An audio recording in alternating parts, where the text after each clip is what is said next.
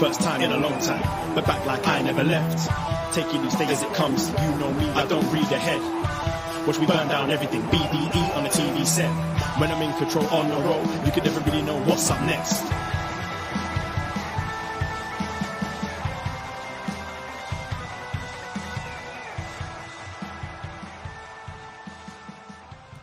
Welcome to another episode of What Up Next? Up Next, John Siino Evil, B-Detroit. What's going on, B? You might have to unmute yourself. There we go. Muted. There we go. What's going on today? What's going on, Siino, brother? It's been a rough one. It's been a really rough week. But we are here. We're live, post wrestling. Up next, talk about some NXT, man. How you doing? Yeah, I mean, just a week ago, everything was so happy and normal. Oh, and man. I felt like, we were on the top of the world. And since we last spoke, a lot of things have happened. A lot of things. I want to start with, first of all, I want to apologize to anybody for not having an episode of Shot in the Dark as promised. A lot of stuff going on, obviously, in the wrestling world, but, in real world as well. I got a little illness I'm recovering from, so I've been kind of MIA because of that. Plus the passing of Bray Wyatt really did it to me that day, right before I was going to record. I found out about it, and I was just like, not in the right mind state, couldn't do it. But don't worry, I have a show tomorrow for everybody. But let's start with that, man. Obviously Terry Funk, that happened like right after we stopped recording. I want to say last Wednesday, I think a couple hours after Terry Funk passed away. Obviously, he was declining in health, but legendary, obviously. As you can see in almost any wrestling organization, most wrestlers have some form of Terry Funk. I was first introduced to him in ECW, watching, staying up past my bedtime to watch Terry Funk. I'm like, who's this crazy old man? I had no idea about his history and his past and everything. And then later on found out about it. Then he went to WWE, did the whole Chainsaw Charlie thing, obviously. But obviously a legend.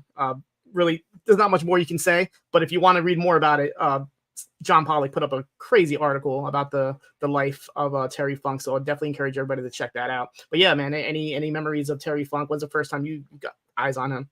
Well, I think I spoke about having an older brother on the show a couple times, and we were at WCW house, and world class wrestling, and my brother was a tape trader, and so he got his hands on some FMW tapes and stuff like that, and so I got exposed to Terry Funk very early, very young, seeing him do death matches, seeing just some of his promos over in Japan and everything. I was exposed to Terry Funk way early in my life.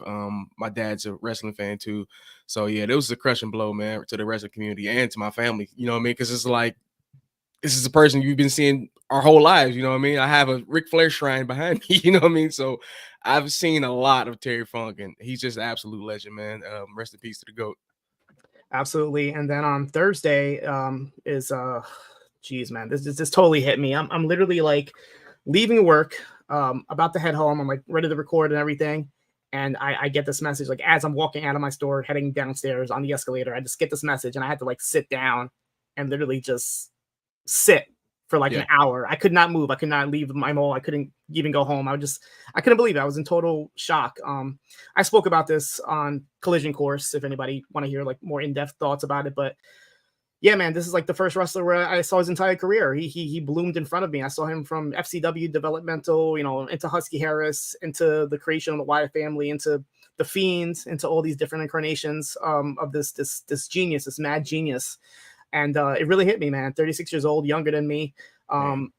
Obviously son of a legend, grandson of a legend. So it's just it's crazy to see this and happen.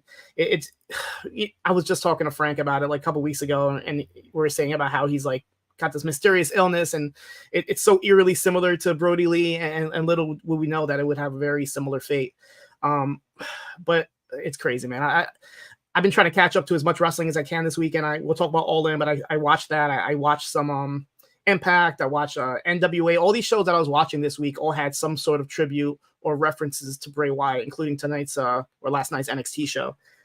So it's great to see the wrestling world all come together for somebody who never wrestled outside of WWE. He's been literally from day one in developmental, till his last day. He was in WWE. So yeah, man, this hits me hard, obviously. Yeah. Anything you want to say about Bray, man? Yeah, like you said, I watched his whole career unfold in front of me, and it was just a tough one, man, because I was such a fan of Bray Wyatt. Even like up until SummerSlam, I'm like, hopefully we get some kind of, Bray Wyatt tease here in Detroit. I was really looking forward to that, and unfortunately we didn't get it. But just thinking about him and like how I wanted so much for Bray Wyatt going forward, now that's all taken away. It's taken away from his family. It's the saddest thing ever, dude. At 36 years old, just a couple years older than me.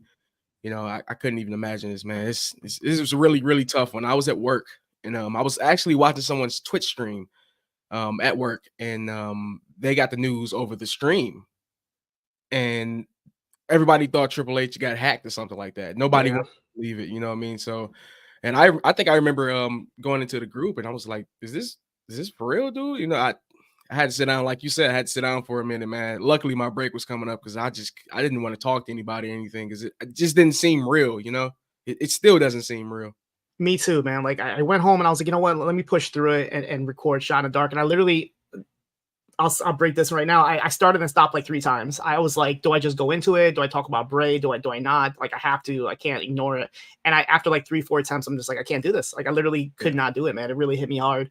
And then just going online and seeing all these tributes and all these stories and like, Natty talking about trick or treating with him when they were kids. It's like tough, very heartbreaking, very heartbreaking. And then then we go into the weekend, which was All In, which we could talk about.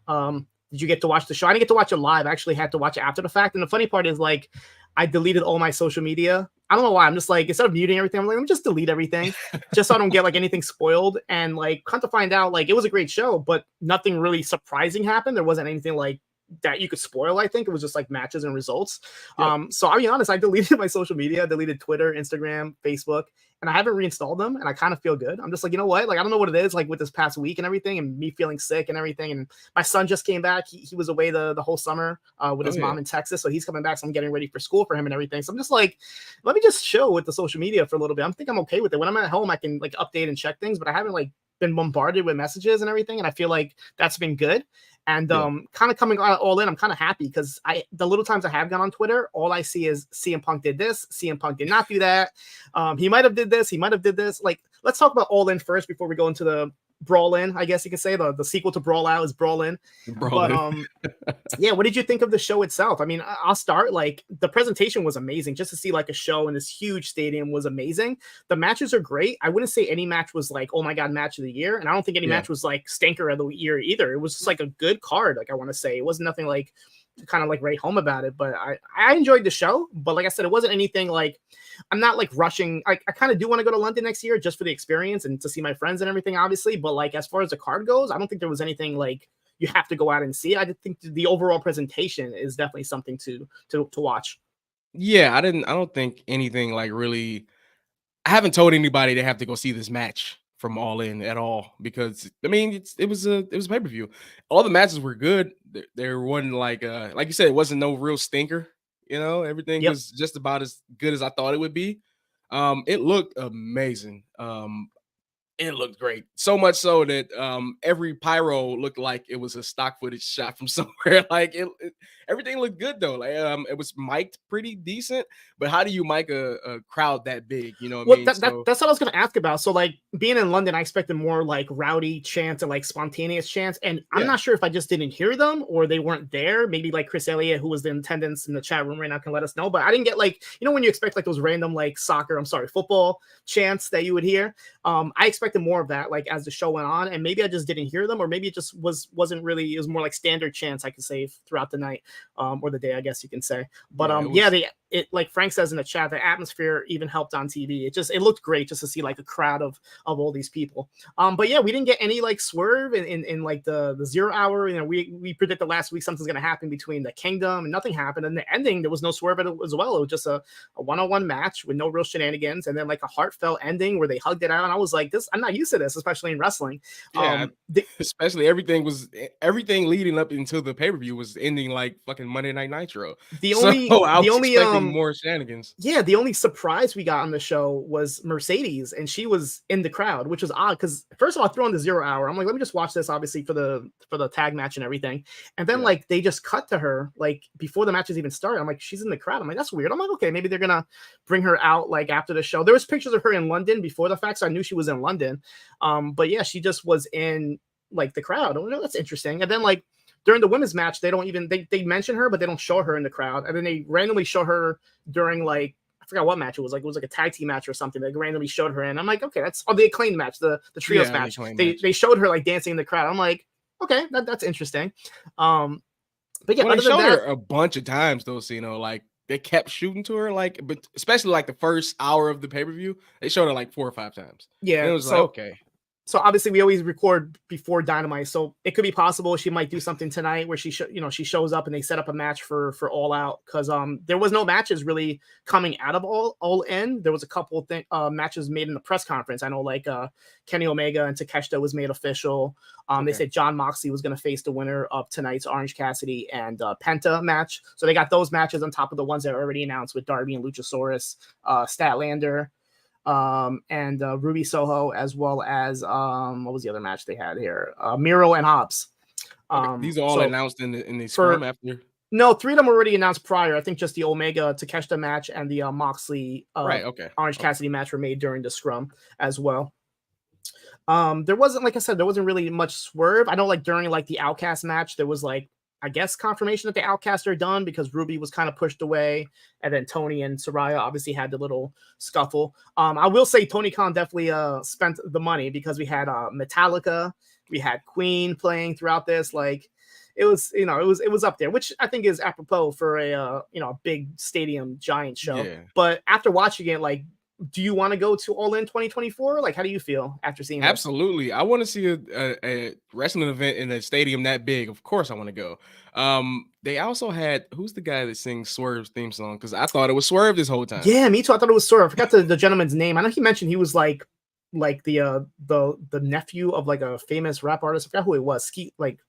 Ski Love, I think Bug Ski Love, I think he had mentioned or something. I'm like, oh, that's his nephew, I guess. But I didn't catch his name. But yeah, I thought the same thing. I'm like, I thought that was Swerve rapping the whole time because he raps, right? He's been doing his whole song, so. Swerved us, huh? We definitely got swerved. But yeah, any matches like stood out for you? Any like moments that stood out?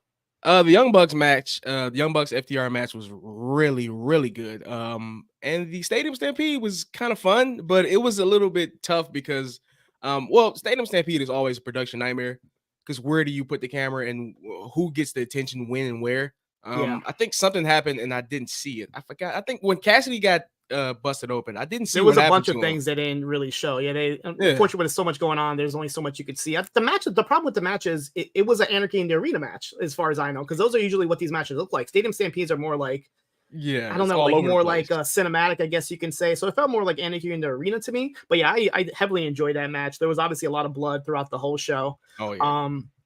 But the main talking point coming out of this, unfortunately, is what happened in between the 0 hour and the main show. Because the last match on the 0 hour was Hook versus Jack Perry, Jungle Boy Jack Perry. Now, there was a line, because there was a limo that was used in this match.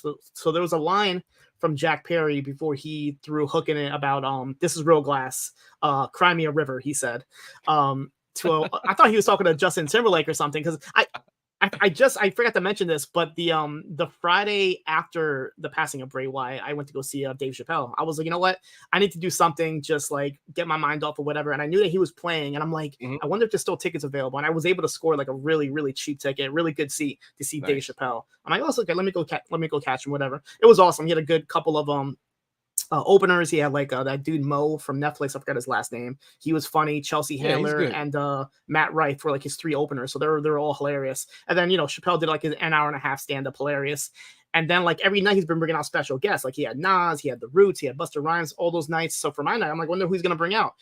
this dude brings out Justin Timberlake, and he has like a full-on concert, like 6, 7, 8 songs. He brings out Timbaland to get like, it was crazy. What? It was like, I'm like, I paid for Chappelle, and I got like a bonus Justin Timberlake concert, which was awesome. So yeah, he did Cry Me a River, and then like, it's funny, like 2 days later I see Jack Perry say Cry Me a River, so that just kind of brought me to that. But basically he said this line, which was obviously a reference to a little scuffle he had a couple weeks ago with CM Punk, where CM Punk did not approve of Jack Perry using real glass. So as he used real glass, he said this line. And when I saw this, because I was still staying off online, we're avoiding spoilers, I'm like, that's gonna bite him in the ass, isn't it? Like, I feel like that's gonna cause something. I did not realize what was gonna happen. So whatever, the match ended. He lost the title, the FTW title, and then the first match on the show was CM Punk versus Samoa Joe. Everything seemed normal, everything seemed cool. You know, Punk won the match and everything. Come to find out later on that when Perry went backstage, he had a whole scuffle with Jack Perry. CM Punk and Jack Perry had a scuffle. Now, depending on what reports you read, I know like Post Wrestling's been trying to stay on top of it, but I lost track of what's happening. So they got into a brawl, supposedly. Punk asked him, you know, if you got a problem, whatever, and then he put him in a chokehold, possibly. I don't know. They knocked into Tony Khan, who was sitting there. His monitors fell on him or something. So Tony Khan was there. He was witnessing it. There was other witnesses there. I know Miro was there. Samoa Joe was trying to break it up. So that happened. And then there was talks of like Miro and Punk getting into it, but then it was later found out that they were just joking around. Like it gets ridiculous. It's like, maybe it's not a time to reporting things that are jokes. Like it's so hard to track everything. Yeah, and then Miro called fake news on X, not Twitter. He called fake news on X. So it's like, what is there to believe anymore, dude? Like, I don't know. Nobody has video or anything anymore. I don't know. Like I said, they don't want to record all this stuff, I guess. But that there was also reports of like CM Punk like not having anybody at the airport to pick him up, and like he tried to get people to pick him up and he couldn't, so he took a train, or the tube as they call it in London, and there's pictures of him on the train, so that's pretty funny. So and then like after the show, I guess Jack Perry, they sent him home. They said that Punk didn't want to wrestle, and he was like threatening to quit. He was like, this place is a circus. He was saying all this and that, and he was not even going to have his match. So they were like scurrying to try to get another match. They had asked like the trios match with the Elite to go on, and they were going to go on and everything. But then Joe talked Punk down, and they eventually had the match and everything. Then after the match, I guess Punk just like walked to the hotel and then just like went home. Like it's ridiculous. So coming out of this, so the word is from Justin Barrasso from Sports Illustrated said that they were both suspended. So what that means obviously is this entire week is in Chicago, including tonight, including Saturday for Collision, and Sunday for All Out. So that would mean Perry and CM Punk, Chicago's boy, Chicago made Punk, will not be on any of these shows. And then it was later reported that CM Punk did not get word of suspension from AEW, but they told CM Punk's lawyer, who then told CM Punk. I think I got everything, but the whole thing's been pretty tricky, pretty confusing, obviously. Yeah. I mean, it's like everybody joked about this. Like, we were like, okay, who's going to get suspended this time? We just didn't, I honestly didn't think it was going to be the Jack Perry throwing a shot in this. So let's start with that. What do you think of Jack Perry on live television, just getting his shit in and just calling out CM Punk on live TV? I mean, shout out Jack Perry for standing up for himself, I guess, kind of. But dude, you can't be causing these problems in the backstage, man. I mean, I don't know. I don't know if it's CM Punk. I don't know what kind of bone these guys have against each other, but is it that serious? You know, Jack Perry, I thought the real beef was with the Elite in CM Punk. I guess I don't know. But I mean, it seems like Jack is standing up for himself almost, kinda, and starting beef a little bit too. So it's a 50-50. I'm glad they're both suspended. They need to, learn how to fucking act when you go out the country, dude. Come on. So are we finally gonna put rest to all this is the work?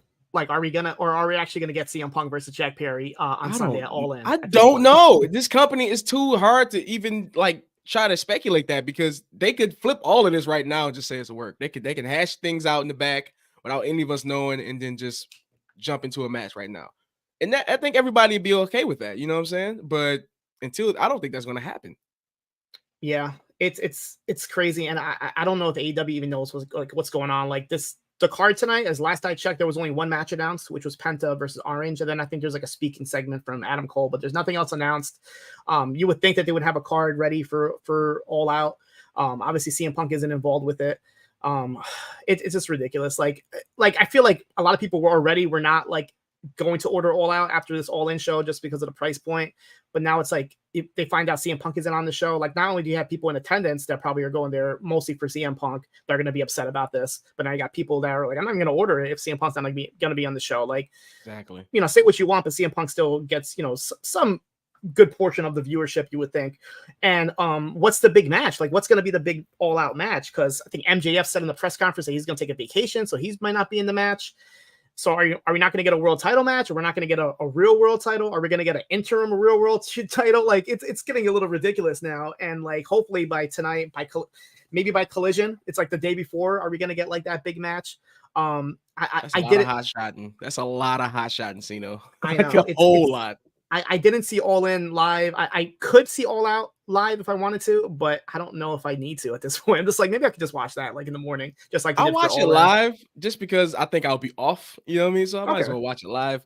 But it's gonna be so weird knowing that the booking has to get done now, like today and Saturday, because it's Sunday, right? It's Sunday. Yep. All Out's on Sunday. I know. So they have to like literally have something really big. Who books planned for tonight? It's ridiculous, and that's the problem. That's the craziest thing. And Tony Khan pretty much confirmed that the same thing's going to happen next year. He's going to bring All In back to Wembley, and he wants to keep the tradition and have both of them on the holidays, because All In is on a bank holiday in London, and then All Out is the Labor Day holiday here. So he wants to keep that because it's good for business. Is it good for booking? I don't know. Like at this point, like how so is it good for business? Because we'll find out after the pay-per-view buys comes out. I think he means he needs to start doing like a package deal. If we're going to keep doing this, give me All In.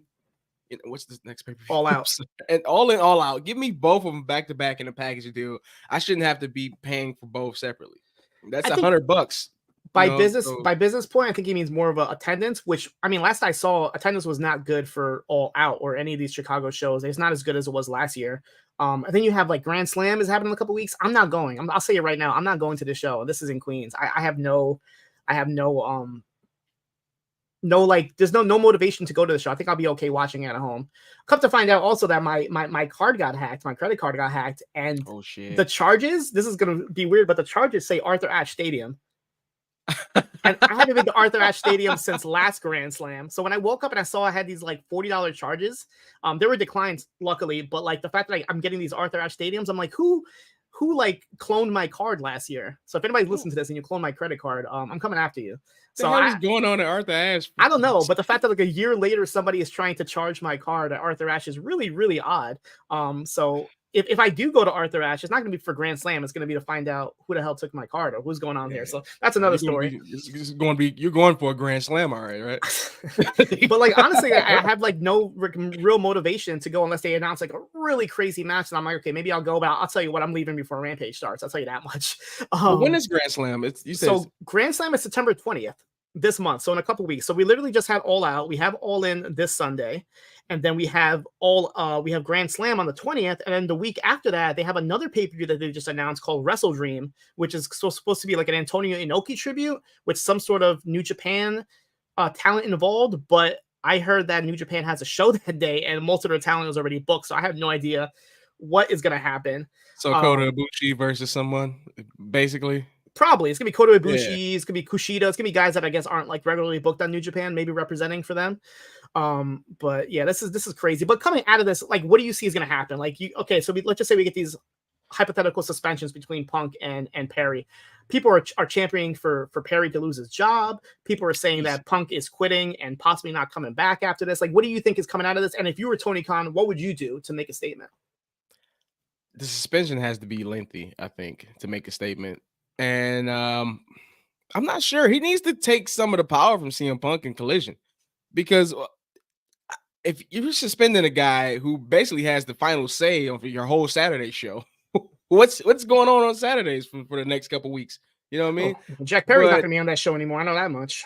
Was he on Collision before? I think so. At least once or twice. I'm about to say, because it could have been in recent weeks. It couldn't have been in the recent I could be wrong about that. All the AEW shows are blending in for me, but I'm pretty sure he's been on the show at least once. And that's where we're going to run the risk of like everything blending together. Like All In's going to bleed into All Out, and that's going to bleed into Wrestle Dream, and that's going to bleed into whatever the hell's next. And the Wednesday program is going to go down. Exactly. Nobody's watching Rampage anymore.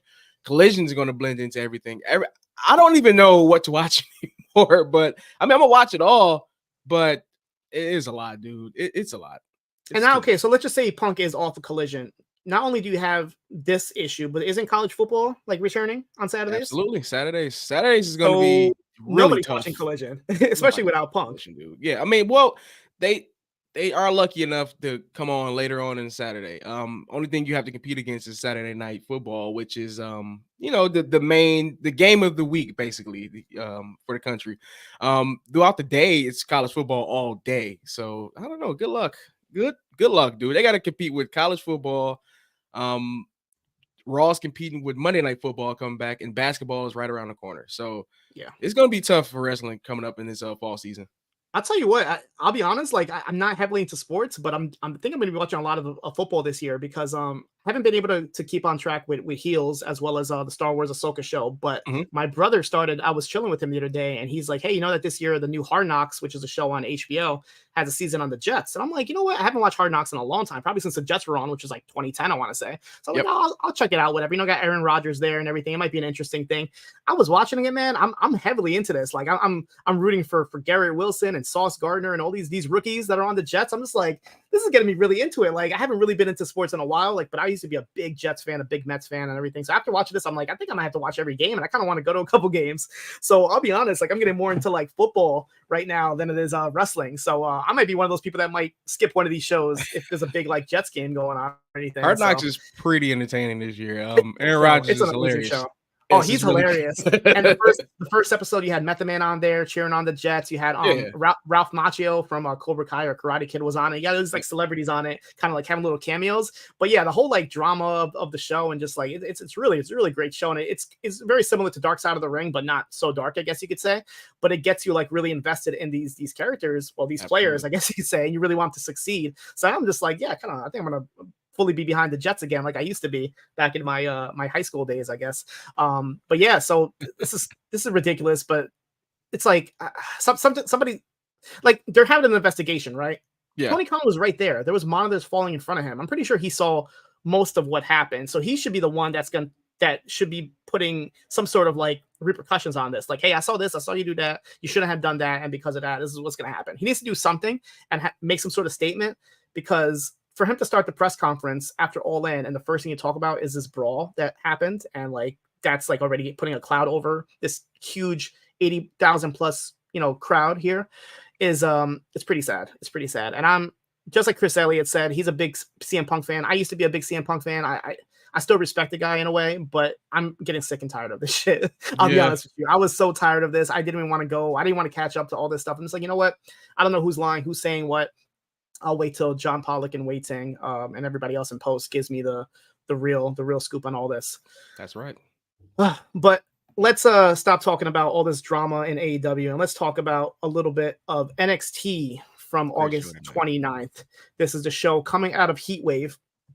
And we start with a steel cage match, which was made last week between the Dyad of Rip Fowler and Jagger Reed against the Creed brothers. And if the Creed brothers win, they will get reinstated in NXT. So as we start the match, the Creeds are trying to enter the ring, and all the Schism has all these like minions in hoods on the outside. They attack Brutus and take him all the way to the back as Julius enters the ring, and they lock the door, and they start the match with a 2-on-1 handicap, stipulation here in a way. Rip Fowler and Jagger Reed, they continue to attack on Julius, but he's able to fight them back with belly-to-back suplexes and a double suplex to the both of them. But as the Dyad ends up taking over again and double teaming on Julius, Julius is able to bounce off the cage and start putting on submissions. And he has this one move where he has Fowler in an ankle lock, and then he picks up Reed with one arm and power bombs him while having the ankle lock still on. The amount of strength this dude had is ridiculous. That was amazing. It had Booker pop like really hard. Booker was like, "What the hell?" really loud. And I actually jumped out of my seat. Like, how did he just do that? I had to rewind it one time. Me too. I rewinded it like 3 times. I'm like, first of all, it's hard enough to pick up this guy with one hand, but you still have an ankle lock on the other guy. So like your hand is down here, and you're like lifting him up all the way from the ground and slamming him down while keeping the amp. This was just ridiculous. But they're able to come back, and they slam Julius face first into the cage before going to commercial. When we come back from commercial, we see Brutus making his way out, and he's like, it's like a scene out of an action movie. He's like taking down all the minions and henchmen while trying to fight his way back into the ring. But the problem is that Joe Gacy has the key for him to get in the cage. So Brutus says, it's okay. I don't need a key. He goes to the cage door and snatches it off and enters the ring with the door in his hand. He starts going wild. He's hitting suplexes. He's using the cage door to smash up against the Dyad against the cage. The Creeds now start teaming up and tossing Reed all over the cage, but Fowler is able to stop them. The Dyad then try to use the cage door on Brutus, but the Creeds overpower them. Julius then places both of the Dyads on his shoulders while Brutus hits like a double Brutus bomb off the top rope. We get another holy shit chant here from the crowd. They're totally into this match. And they follow this with a double sliding form that they do. They both do it at the same time to the Dyad to get the double pin and the win at 13 minutes and 55 seconds. And they get their jobs back. They are reinstated in NXT. I love this match. Great way to open the show. Yeah, what did you think of this match? Man, I loved it. It's one of the rare cage matches where the people actually use the cage as a weapon. You know what I mean? They really used the whole cage. They ripped the door off and hit each other with it. They smashed each other with it, threw each other to the cage. Everything about this match screamed good cage match. But shout out to Creed Bros, man. Jesus Christ. The power moves put on by these guys were just amazing tonight. That double Brutus bomb deserved the holy shit chant for real. That was really, really nice. And shout out to the Schism Goons. There was, they tried their best when Brutus came back for that power spot, but a couple of those things missed time, but I forgive them for that. But they still made them look strong, though. Throughout the night, we get these videos from all 4 competitors in the main event, which is a fatal 4-way to determine the number of contenders for the women's championship. And the first video is from Roxanne Perez, who says that she used to respect her opponents in Gigi Dolin, Kiana James, and Blair Davenport, but she doesn't care anymore because she wants to get the NXT women's title that she should have never lost, and she wants it now. We go into the announcement, I guess the official announcement of the participants in the Global Heritage Invitational Tournament, which is going to be an 8-man tournament, round-robin style, where the winner gets a shot at NXT No Mercy. And we have 2 groups here. In Group A, we have representing Spain, Axiom, Tyler Bate from England, Charlie Dempsey representing the USA, and Butch, the former Pete Dunne, representing England. And in Group B, we have Duke Hudson representing Australia, Joe Coffey from Scotland, Akira Tozawa from Japan, and Nathan Frazer from Jersey. Not New Jersey, but the actual original Jersey. And the point system is you get 2 points for a win, 0 obviously if you lose. There's a 12-minute time limit where if they go to the draw, they both get 1 point. And then the Group A and Group B winners will face off on September 26th. And the winner of that will be having their title shot at No Mercy. And they also taped before NXT, they taped the Level Up show, which airs every Friday. And they're actually going to be doing matches there as well because Duke Hudson versus Tozawa is going to be there on Friday. So I kind of like how they're kind of splitting up the matches here. So yeah, last week I think we got excited here and was like, oh, who are they going to bring in from New Japan? Who are they going to bring in from AAA? They are keeping it in the system, but it is pretty cool. They're bringing some guys down from the main roster with Butch and Tozawa here. So that's kind of cool. At least they got that going on. But yeah, what do you think of the 8 participants of this? I think Tozawa was a great choice. He can really show like stamina monster, man. He can really, really go hard on these fucking matches and these this time limit. I would love to see like a good time limit draw to get that 1 point across because it has to be a draw. So I'm looking forward to that. I don't know who's going to be, but we can get into the next match though.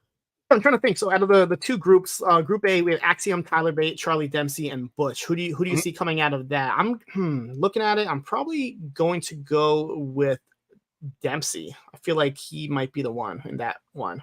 Yeah, Dempsey. I can see Dempsey. This could be a good push for Dempsey, of course. Yeah. And in Group B, we have Duke Hudson, Coffey, Tozawa, and Frazer. I think Frazer might come up on top of there. So it looks like we might get Dempsey versus Frazer in the finals. If not, maybe Tyler Bate versus Frazer in the finals. I'm thinking Duke might make it. Duke, okay. Yeah, I'm thinking Duke might make it. I can see that. Yeah. But yeah, I'm really excited for this. I like any of these like round robin style things. I know people have been asking for something like this outside of New Japan. So we're getting something here in WWE. It's definitely a start. So hopefully it's a success and we can see something like this more in the future. We go backstage where Tony D'Angelo, Stax, and Carmelo Hayes are showing off their titles. Melo says that he ain't getting any L's. And then Tony says, L's, W's, ABCs, it doesn't matter. Only championship gold matters. The Street Profits walk in here, making a little bit of a return here, cameo in NXT, and they're showing love to all these guys. Montel Ford tells Melo that he loves what he's doing with his title, but he asks what he's going to be doing next. Melo says that he knows who they're talking about. He's going to erase Patrick now as he heads out. Tony brings up how the Street Profits used to run things around here and hold weight on these streets. Ford says that maybe next time they will let them know how you doing? So it looks like we're teasing some sort of match here between the family, the D'Angelo family, and Street Profits here. And then as they're talking, we have this, impromptu brawl in the background between Elektra, Lopez, Lola Vice, Dana Brooke, and Kelani Jordan, all brawling as they're getting ready for their match later on tonight. But yeah, Street Profits showing up here. I guess we could talk about it now, but later on in the show, there's a little tease between Trick and Mello where Trick starts to say something about the Street Profits, but he gets cut off. So last time we saw the Street Profits, they were with Lashley talking to both Mello and Trick. So do you think this could be some sort of them trying to recruit Trick and kind of split up Trick and Mello? I think they're trying to recruit Mello. Yeah, okay. That's what I think. I think they're trying to recruit Mello, which I won't have a problem with that. Mello can go up and probably dangle with the new Her Biz. I don't know what they call themselves, but yeah, no name just yet. Yeah, no name yet, just the suit guys. But if Mello goes up and mingle with those guys, and Trick stays down and develops a little bit more because he does need a little bit more work, I wouldn't be mad at that at all. Absolutely. We go to the first match in the Invitational here for Group A. We have Charlie Dempsey, who's accompanied by Drew Gulak and Damon Kemp, versus Butch. The Metaphor is seen watching on from the little porch they have here, and they start the match trying to take each other down as the crowd chants "Bruiserweight, Bruiserweight." They probably wanted to chant Pete Dunne, obviously, but out of respect, they're going to call him by his new name of Butch. Dempsey starts stretching out Butch's hand, but he's able to escape out, run the ropes, and knock Dempsey down before he now starts working on Dempsey's hand and starts stomping on him. They start trading forearms until they go back to submissions. That Dempsey turns into this beautiful bridge suplex to get a 2 count. Butch heads to the top rope, but Dempsey joins him and suplexes Butch off, who lands on his feet and goes right after to break Dempsey's fingers. Long time we haven't heard this, but break your fingers, from Butch here, followed by the bitter end to get the win pretty quickly here at 4 minutes and 53 seconds. What did you think of this match? Nice little comeback here from Butch to NXT. Pretty good match, man. I miss watching Butch beat the shit out of people, man. It was really, really physical too. Surprisingly, because I didn't think they were going to go that hard, but it was a really good match though. Yeah, I definitely enjoyed this match. I wish it would have got a little bit more time, but I guess they want to give you the idea that a lot of these matches are going to be going pretty quick here with the 12-minute time limit. They don't want every match to kind of go to distance or so. But I think as the matches go on, we're going to be seeing a little bit more time from these for sure. And I think the veteran Butch should not have to go that long with Charlie Dempsey. He should have went in there and pulverized and got out of there. That's true. And it's funny, like seeing these two guys, because obviously we have Regal's son. So they said he has British blood, but he's actually born here in the States. So that's why he's representing the United States. And you have Butch, who's pretty much like a little clone of William Regal. I feel like they both have very similar styles to the dad. I was gonna say their dad, but obviously only the dad. Their dad. We go backstage where Mackenzie Mitchell is with Dragon Lee and asked and says that since he pinned Dominic Mysterio last week in Heat Wave, he should be getting a title shot and put him back into contention. Dragon says that Lyra Valkyrie was a great partner, and everybody sees what happens when Rhea Ripley is taken out of the picture. Mustafa Ali interrupts and says that he already lost to Dominic, and he hasn't gotten a one-on-one match yet, and it's not fair. He's tired of seeing the outsider Dominic Mysterio walk around with that title, and guys who bleed NXT deserve a title to be proud of. Dragon agrees, so Ali says since they could agree to that, they could also agree to the fact that Dragon Lee stepped up to the plate and struck out, and now Ali is up to bat. And Dragon Lee was like, damn, you're right, but I definitely didn't like that. I don't like how you pointed it out. So nice little reaction here from Dragon Lee, where Ali had a point. He's like, hey, listen, man, you got your shot already. You struck out, and now it's my turn. Yeah, Ali, great head of hair, guys, rocking right now. Great. I wish I could have hair like that. Ali, yeah. yeah. Definitely.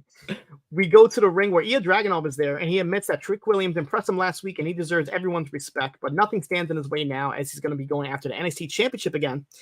And he tries to send a message to Carmelo Hayes, but he gets interrupted by Noam Dar, who's still in the porch. He was there from the prior match. I guess he just never left. He's like, I'm just going to hang out here all day. The whole night. So it's just like nobody even realized it because the camera didn't pan out to there, but it's like, oh no, he's still there. So he starts talking, and he says, you know what? Now's the perfect time for an impromptu Supernova Sessions.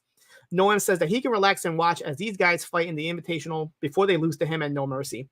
Noam says it's pathetic that Dragunov is pleading for a match before Ora Mensa starts insulting Dragunov in German. Ia threatens to go join them up there and attack them, but Jakara Jackson and Lash Legend says that Noam isn't scared of him or anyone. And he says to Dragunov, where's your title? This is the Heritage Cup champion. You don't have a title. Dragunov starts taking off his jacket. He says he's going to go up there and stop Dar. But Dar says, no, you don't have that. Next week, you're going to have a match. It's going to be you. And then Mensa interrupts and says, against me. because Dragunov does not deserve to go in the ring with the Heritage Cup champion. Dragunov says, "I will break you" in German to Mensah as they start going at it, but Mensah is able to escape before Dragunov can take him out. So obviously they're going to be leading to a Dragunov versus Noam Dar match as he's waiting for an opponent for No Mercy. But or Mensah stepping up here. I like the fact that he's kind of stepping up and saying, "Hey, you got to go through me before you go against the big boss here in Noam Dar." But I'm definitely looking forward to this match between Noam Dar and Dragunov because I like Noam Dar in these Heritage Cup matches, but I kind of want to see him in regular matches as well. So this is definitely a good matchup between him and Dragunov. Yeah, why not? I don't mind this at all. Shout out my man Mensah, like Booker T says, rocking a fresh pair of metallic red 4s, Jordan 4s. Of course, I spotted that out of nowhere, so, you know. But yeah, I love the metaphor, man. I love them so much. Even though this promo was a little shoddy at points, I love them so much. They got to keep them together forever. Me too, especially like Lash and Jakara just like throwing in these little like insults in between, like, oh, you know, like, where's your belt? Like this funny little like things that they say. I think it's definitely like if you would have like before they announced them, if you would have just said they're gonna put these 4 together, I'd be like, really? I don't know if that's gonna work out. But after seeing it, I'm just like, oh, this is great. They all work out perfectly with each other. Yeah, I mean, Noam's a drip god. He's out there looking like a Picasso. Like Book said. Yes, yeah, we'll get to that later. Yeah, we'll get to that later. We go backstage where Von Wagner is with Mr. Stone, and he says that Braun Breaker is calling himself the badass Braun Breaker, but he should be calling himself the blindside Braun Breaker because he had to take him out for a second time by blindsiding him. But he gets it because Breaker is pissed off that Von tabled his ass. But Von is pissed off also, and come Tuesday, he definitely knows the meme because he said it like he made sure everybody heard him. He's like, come Tuesday, you don't have to worry about blindsiding him. And next week, it'll be Braun versus Von, as Von calls him Brawny Boy, in a no disqualification match. I love Von Wagner, and I love how he's just like taking those come Tuesday and all these other like things and totally like making it part of his character. Come Tuesday, we're bringing a hardwood next week. I was like, okay. Okay, Von, you're digging it. Okay. We need a shirt. We need a Come Tuesday shirt, and then we need. I wonder who's making the NXT iron-on shirts right now because it seems like to be a big thing. Braun Breaker is because later on Baron Corbin's like, hey, when you lose the match, you can go back to your t-shirt business. So I'm guessing Braun is making shirts for everybody backstage. Braun's t-shirt stand in the back. Call it like instead of Iron On, it's like Iron Braun. It's Iron Braun business. There we go. Braun Dawn. Braun Dawn. I like that. The Braun brands. He could start a t-shirt company. Yeah, we're just giving them gold every week. We go to the next match, which started with the brawl in the back with Elektra Lopez and Lola Vice versus Dana Brooke and Kelani Jordan. It's actually Dana and Kalani's first time teaming up after having some sort of alliance the last couple of weeks. The match starts with Jordan and Lopez going at it, but Jordan quickly takes Lopez down, who goes right out and tags out to Vice. Vice and Lopez keep tagging in and out while double teaming on Jordan as Vic Joseph tells Booker to relax with his biscotti talk because Queen Charmel is at home watching.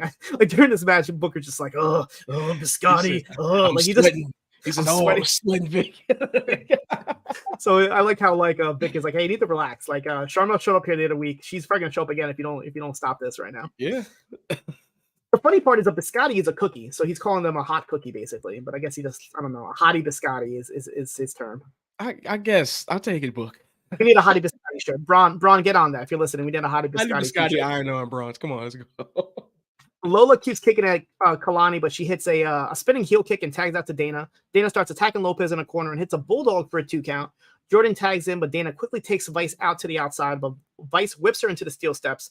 This distracts Jordan as Lopez picks up Jordan, and then Vice hits a Jordan with like a roundhouse kick and pins her at 4 minutes and 2 seconds. And Dana is pissed off on the outside, screaming, banging on the apron as Kelani gets the loss here. But yeah, nice little. I'm liking the team of Lola and Elektra here. If they, somehow bring these. I know they got rid of the NXT women's titles, but I could definitely see Lopez and Lola in the future possibly getting a shot at the Chelsea Green and Piper Niven, who are the current NXT women's champions. Yeah. But yeah, nice little match here, quick little match. But I definitely think Lola and Elektra are working good as a team, and obviously they're still throwing in this dissension between Dana being pissed off at Kelani that I think is obviously going to lead to a match. But yeah, what did you think of this whole angle?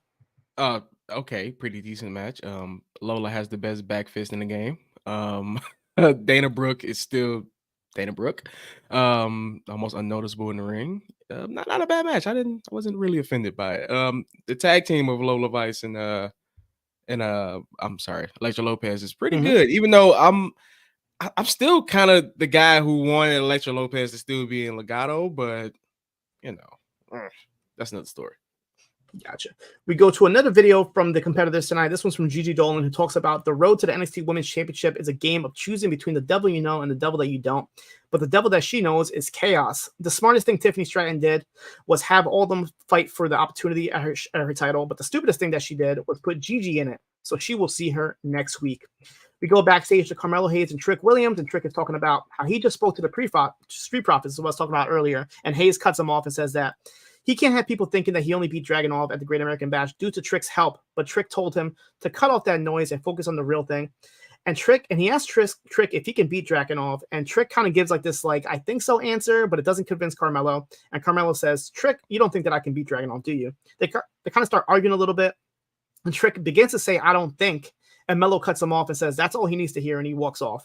And Trick finishes off by saying, I don't think you can. I know you can. It's like a scene out of like Saved by the Bell where you get like the dramatic, like the message that we were meant to hear, that he was meant to hear, but he didn't get to hear it because he walked off the screen. But us as an audience, we get to hear it. So Trick does believe that he can beat Dragunov, obviously. But yeah, you might be onto something about Melo joining them, because he's the one that seems a little bit like pissed off about this whole asterisk thing and eliminating the asterisk. And he didn't even give Trick the chance to even like explain himself as this goes on. So yeah, what do you like? Do you have Melo like possibly lose the title and then get called up to the main roster and be with the Street Profits and Lashley? Or do you have like the Street Profits kind of like invade NXT for a while and do something down there? Yeah, I think Melo has to lose, because to keep Dragunov strong, he has to get this dub. So yeah, Melo almost, because he's beat everybody else. Yeah, Carmelo, there's no other contenders that's out there for him to beat. I mean, he's beat everybody. Even leading up to him winning the title, he's beat everybody on the road there. So I think, yeah, you can take the belt off of him, put him on. Dragunov deserves that title anyway, but I think Melo deserves that call up too. So yeah, I agree with that. Yeah, him and Braun are probably the only two that can get called up out of this class right now. So I'll take that. I agree with that. We go to the next match. We have Dijak versus Eddy Thorpe. Dijak was actually wearing hurt heel gloves in tribute to Bray Wyatt here, which I later saw on his Instagram page. So definitely shout out to Dijak for that. They start fighting on the outside before the bell rings as when Thorpe is making his entrance, but Thorpe goes right after Dijak, hitting a brainbuster and going for the pin attempt. Dijak comes back with the high justice chokeslam for a 2 count. He goes for another one, but Thorpe counters it. They start trading kicks and punches, but Dijak takes his belt off and wraps it around his wrist. He tries to hit Thorpe with it, but it falls off and it goes on they start tugging on the belt before Dijak ends up on the outside where the belt falls off and Thorpe dies on him. Dijak tosses Thorpe right back into the ring. I'm sorry, he tosses him into the chair by the commentary table, and Booker luckily got out of the way with this one, because this would have went right into Booker. I think Booker's like, whenever he sees anybody on the outside on his side, he just gets up at this point. He's like, I'm sick of all these memes and gifs of me falling over on my chair. So I'm gonna Did you hear the crowd yelling like, Booker, move out of the way? So at least they're like on, giving him the heads up now when people are going near him. Yeah, he needs it. After this, Dijak goes. Speaking of chairs, did you see the chair shot that Xavier Woods got on Raw? Yes. So he got whiplash because of that, and no shit. Yeah, so he's gonna be off of Raw this next week. He said, which is actually on his birthday. He's like, he's gonna have to miss it, because that when I saw the chair shot, I'm like, that I don't think it was meant to be. Like, between that chair shot and then there was one from Trish Stratus through a chair running like Zoe Stark's face. I'm just like, they gotta be careful with these chairs. There's another whiplash moment we'll talk about later on in this show that got me a little worried as well. But these guys gotta be careful with their heads and their necks here, as obviously it's going to be some repercussions from it. But after this chair shot, Dijak grabs a steel chair and throws it to Thorpe, but Thorpe is smart here and gets out of the way. As a referee is taking this chair out of the ring, Dijak goes back and grabs the belt from the outside, wraps it around his fist again, knocks Thorpe out with it, followed by a spinning boot to get the pin at 4 minutes and 22 seconds. A short match here, but I do like the introduction of the belt here being used as a weapon here. And the finish here I think was pretty smart. And obviously I think they're going to be doing some sort of a rematch here in the future. Yeah, I think it's going to be some kind of like no DQ type match anyway, because loaded belt into the match, or you can give us like a strap match or something like that. I was thinking about a strap match. Yeah, with them introducing the belt, I think that's like a good transition into like an actual like strap between them two.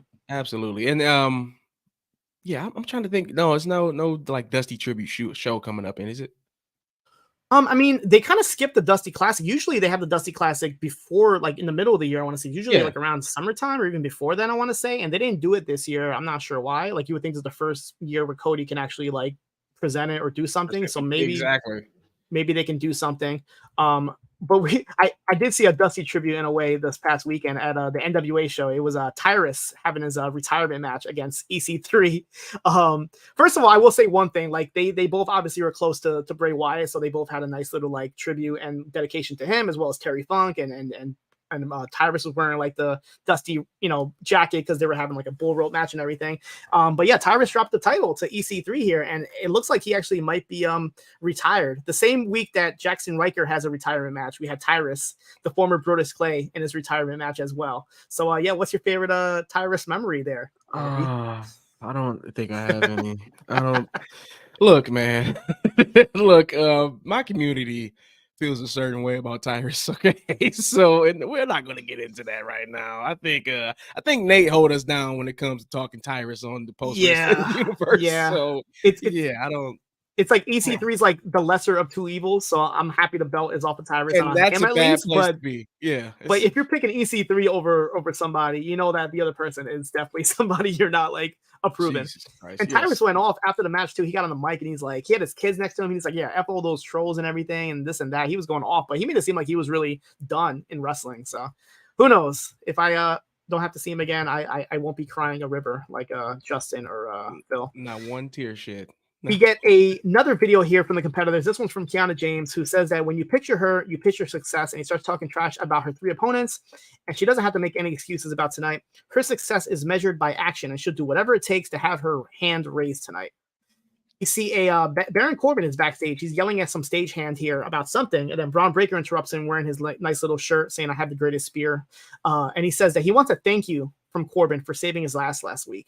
Corbin says that he didn't need to be saved, and he wishes him good luck in his match next week. And if not, Braun can fall back on his t-shirt making business. Told you. Braun says that he'll put an end to Von Wagner's fairy tale, and he threatens Corbin to not get involved. Corbin says that he won't because he doesn't care about Braun. He doesn't care about Von. Braun says good, because if he does get involved, it'll be the end of days for Corbin. And Corbin just laughs this off. He's like, yo, dude, just cut it out. What are you doing?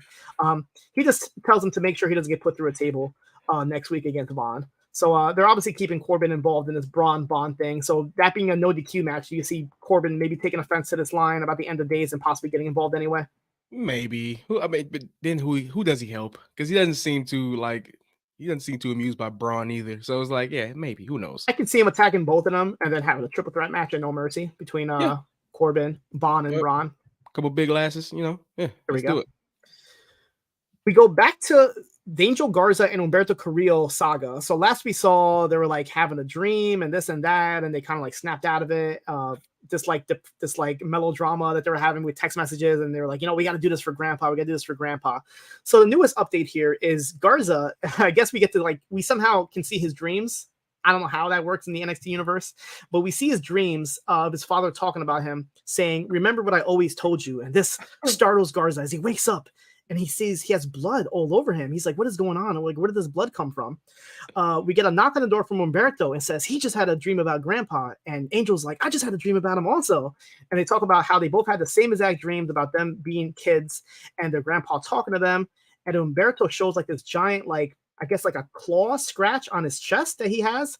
And then it kind of looks like the Toronto Raptors logo, like with the claws come down on the basketball. That's what it looks like to me. So I'm like, oh, did they both get drafted to the Raptors here? And then Humberto's like, oh my God, no way. And he shows that he has the same exact one. And as they're talking, we hear like their grandpa's talking again, talking about how, their family and this and that. They start talking about their family being ripped away from them, and now they have to start from scratch. I guess that's the whole significance of the scratch on their chest, is they have to start from scratch. I don't know what other representation this is. Like, was this their grandpa, somehow, scratching them? I don't know what the point of the scratch is, except maybe to show that they're blood. That's the only, connection I got. Yeah. We see highlights of their grandpa, and they start talking about how great he was as a luchador. They go and grab the Los Lotharios t-shirt that their former name that they had as a tag team. And Garza says that he is the fire and Humberto is the heart. And they rip up the shirt, and next week they will return. So I guess we'll get the heart and fire of the Garza family here, as they're going to be returning next week. I guess some sort of new stance on their tag team. Yeah, what did you think of this? I think that their grandpa is fucking haunting them, and they need to get the hell out of those houses. Because this is a horror movie. I don't know what you guys are. That dream did not tell me. That dream told me get the hell out of that house. You wake up with a scratch that deep across your chest. I don't want to wrestle. I want to move. That's all I want to do. I've seen plenty of Stephen King movies. I just saw The Boogeyman. I saw that movie Talk to Me. And whenever people have nightmares and they wake up with certain things on their body, it's not a positive thing. It's usually the haunting. It's not good. Get out of there. You can hear this. Humberto, Angel, get out of that house. Your grandfather doesn't like. That's not your grandfather. That's not your. Are we gonna see the ghost of Grandpa Garza next week? Just like as their manager or something? Like okay. The ghost of as Mugget says in the chat, Eddie Edwards and Davey Richards should probably sue them for the American Wolves logo that they have there. Maybe next week they're gonna be like the Mexican Wolves. They're gonna be the Mexican Wolves, and they're gonna be having scratches on them, I guess. Los Wolftarios. It's been ridiculous, but it just means that they're gonna be like taken more seriously and having like good tag team matches. I'm all for it. These two obviously are great wrestlers, and they haven't really had a chance to show it off much. So if this means that they can, be more serious and taken seriously, sure, I'm all for it. All this wacky stuff aside. Or Grandpa wants them to go to GCW and do death matches. That's the only two things I can get from that. Is because you woke up with two nice gashes and blood dripping. Yeah, that would have sent me straight to death matches. I don't know about you guys, but yeah. I want to see like next week, like they have like it's like the blood is gone, but they still have the scars, and from now on they just have like these scratches just on their body that they always have to like put on before like they wrestle. Just temporary to, like, keep it going. It's not going to stay on while wrestling. Or a big band-aid or something. I don't know. They gotta have something to show. Yeah, like, big band-aid. Yeah, big band-aid. It can't just disappear. We go to Vic Joseph and Booker T, who are ringside, and they're speaking some kind words about both Terry Funk as well as Bray Wyatt. And they cut to the same Bray Wyatt video that we saw on SmackDown, we saw on Raw. Definitely a great video here, showing all his highlights as well as pictures with his family, his kids, his fiance. I just found out that him and JoJo had just gotten engaged like earlier this year. Wow. So obviously, yeah, they didn't get to the marriage, but that's obviously very tough, as anybody remembers JoJo from her Total Divas days and the original when she was announcing for WWE. And then we cut back to the crowd here as they're all, including Booker and Vic, they're all holding up their phones here doing the Fireflies thing as we see the rocking chair on the stage. Definitely beautiful here, and obviously Bray Wyatt having to start in NXT, this definitely means a lot to probably a lot of people here in the crowd. And Booker T, like, I don't know if you saw, but he was actually doing his radio show. Yeah. And then live on the air, his co-host was like, you could just see like his change of expression in his voice as he's like finding out the news. And then Booker T literally not wanting to believe it. He's just like shaking his head, like looking with the scowl on, like, you're telling me that he passed. Like, just like the live reaction to one of these performers seeing it. You can only imagine how all these other performers got the news. I know on Behind the BTE, on Being the Elite, they had like the Young Bucks were talking about how they found out on the plane ride to London, and how Gallows and Anderson like were texting them, telling them, confirming it with them, and this and that. Like, it's been sick, man. Like, it's just hearing all these stories. It's a sad, man. It's very sad. It was tough to see Becky kind of break down at the end of Raw too. Yeah. There was they posted a video after. I know like Seth Rollins did a video on one of the house shows. Anderson and Gallows put up a video on their Instagram talking. I didn't realize how close they were to Bray Wyatt. Like, they used to hang out in Japan when they were still for New Japan. Bray would always go there for the tours, and like they would hang out, this and that. But I feel like they're gonna continue with these tributes. Obviously, we have John Cena coming up on SmackDown this Friday. I'm sure he's gonna say some words about him as well. Obviously, like, he might not be in the right state of mind, but let's just say Bo Dallas, if he was the person who was portraying Uncle Howdy, which was like pretty much like the rumored talk, if he is on the contract and he does come back, how would you handle that? Would you have him like reveal himself as Uncle Howdy and kind of like continue like the lore of Bray Wyatt in a way, and he kind of continue his brother's legacy, or do you kind of just like scrap up, or maybe like Bo doesn't come back? Who knows? Obviously, you can't tell what somebody's gonna do after somebody passes away. But what would you personally like to see from Bo Dallas? I feel like they should just like get the Bo if he does agree to come back, if he's up for it, just see where he wants to go with it. If he wants to kind of reveal that he was Uncle Howdy the whole time, and kind of use that to honor his brother, of course. But I feel like they should just let him guide himself into this, because it's not going to be easy coming back. You got to give him something that he's going to be comfortable doing. So if that's going to be too much for him, just give him everything that he's going to be comfortable doing. Yeah, you definitely have like moving parts. If you wanted to continue this tradition, you could, because obviously Alexa Bliss had the connection. She's obviously pregnant right now, but when she comes back, she can be involved with it. Braun Strowman's still there. We had Rowan that was there for the tribute as well. So you could definitely do something if you really wanted to, but obviously it's all up to these performers if they want to continue it. But I would kind of like to see like Bo Dallas at least like let us know, hey, listen, I'm his brother, his real life brother. That was me with him in his final performance, like when they took out the hit row. That was the final on screen from Bray, where it was him and Bo or him and Howdy taking out hit row. So they could definitely do that and then somehow continue the tradition of the Wyatts. And hey, I'm Bo Wyatt now. You know, I'm his brother. Yeah. This is me all along, whatever the case you want to do. I think that would be kind of cool for Bo, obviously, to do that and kind of continue the legacy. I got a question though. Yeah. I see everybody's posting about Bray. They was always like calling him Hoot, and I wonder. Because I always wonder how people get their nicknames. And I was like, yeah, how did he get that nickname, man? I'm pretty sure it's a great story about that too. I'm sure it is. Yes, you know, some things we're not meant to know. You know what I mean? Like a lot of these things. We're not meant to know it, but like I just seen everybody like calling him Hoot in all their posts. I'm like, he probably got that in a funny way. It's probably hilarious stories about that too. So I hope down the road they do some sort of documentary or Peacock special for Bray, maybe show like some behind the scenes, like him creating like the Firefly Funhouse and all these like Fiend segments. I'd like to see like him actually like discussing the ideas, and because like people, they might not say he's the best wrestler in the world, but you can't deny any of his like creative things that he did. Like there wasn't anybody like him since like The Undertaker. I know he had like influences from Foley and this and that. I know Foley said that like he once cut a promo, I think it was to Randy Orton, where he's like on a rocking chair. And I think I remember that. And that's where Bray got the idea to do the whole rocking chair thing, was from Foley. So I definitely would like to see like more people speak on like the legacy of Bray and just like a lot of the ideas that he had and a lot of creations. There's probably a lot of things that we will never like know. Like when the whole like White Rabbit thing was happening and there was all these like little hints of this and that, people thought there was like more to it, but we never like really got a resolution to it. So I wouldn't be surprised if like JoJo probably has like notebooks full of just like ideas that he was like waiting to introduce and all that. So dude, he had me listening to Jefferson Airplane's White Rabbit for 2 months. I'm pretty sure they streams went up because of me alone. You know what I mean? And all of his theme songs, from his original one he had with the Fireflies to the new one he had from Code Orange, like he had some crazy banger themes. Yeah, absolutely, man. He never missed. Absolutely. Rest in peace to Bray Wyatt. We get the final video here for the competitors tonight, and Blair Davenport is talking about how she's the only one from tonight's 4 without a championship on her resume, but she has over a decade of experience destroying women all across the globe. She smiles because she likes to see the pleasure of her opponents in pain, and tonight she has a 3-for-1, 3 for the price of 1, as she will have 3 of them in pain.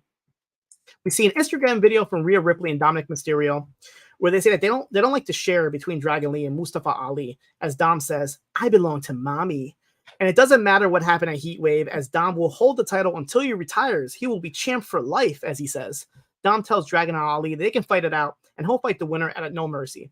And since there has to be a winner, he will be the special guest referee next week at NXT. So we're going to have Mustafa Ali versus Dragon Lee with Dirty Dom as a special referee, which I think is only going to be hilarity. Yeah, hilarity is gonna happen with this match for sure. We go to the next match in the Global Heritage Invitational. This is a Group B match as Joe Coffey takes on Nathan Frazer. Metaphor is watching on again. And this is the part where Booker says, they look like a Picasso painting. And then Vic is like, Picasso? And Booker's like, yeah, Pablo Picasso. And Vic is like, I know what you're talking about, but how does this look like a Picasso painting? Like, it's just, he's like you can tell Vic was like, have you ever seen a Picasso painting? Like, how would this look like? I don't know what he was going with, maybe with the colors and everything. I don't know what Booker was talking about. That's what he meant. He meant, Noam Dar, if you haven't watched the show, everybody, Noam Dar had on a very, very colorful outfit, shorts and shirt to match. And I totally understood what Book was talking about. Vic, come on. You gotta help Book out. Come on. I think Vic just likes to see like Booker struggle with certain things. He does. But I totally understood what he was talking about, though. Even earlier on, when they were going over the Heritage Cup rules, at that point, Vic and Booker are like standing by the stage, and the whole time they're talking, Booker's like doing like a little shimmy thing, and Vic just looks at him like, "Yo, what are you doing? Like, we got to talk about this thing." I love this duo, a very underrated duo of Vic and Booker. Oh yeah.